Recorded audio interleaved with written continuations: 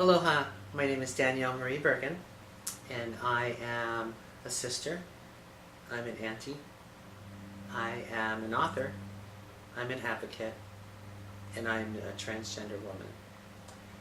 I think back to when I was younger, when I first knew that something was different about me. I was maybe 3 or 4 years old.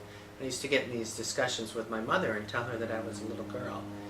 And I grew up in a Catholic household, and my mother would look at me exasperated at times and say, "Danny, I don't care what's in that little head of yours. You are a boy. God created you into being a boy, and that's the way it is." And I would get so upset, and I would say, "No, Mommy, God's trying to fool you and me.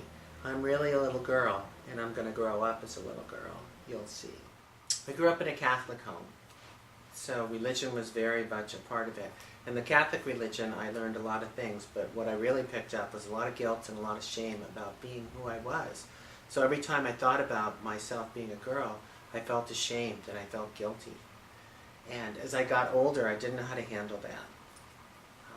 Being transgender, you have so many feelings. You have so many things about you that you just know that you're not quite right.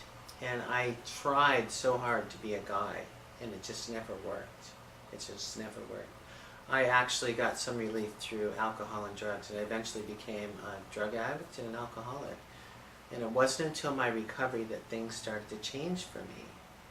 I live on the island of Maui, which is absolutely beautiful. And my alter ego is who I am now, Danielle, followed me here from New York State, where I was born.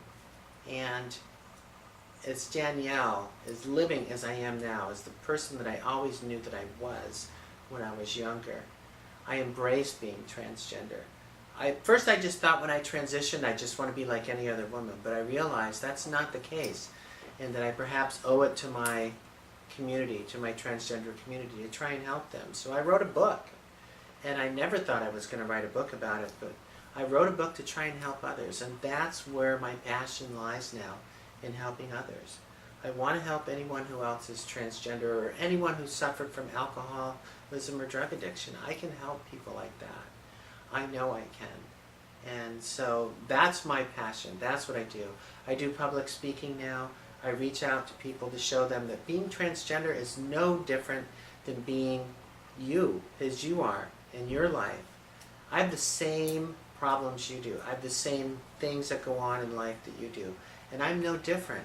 All I want is to be loved, and all I want is acceptance. And if I can help debunk the myth of being transgender is so radically different than everyone else, then I've accomplished one small step. And that's all I want to do here on my small island in the Pacific, is try and help others and try and tell people that being transgender is just like being anyone else.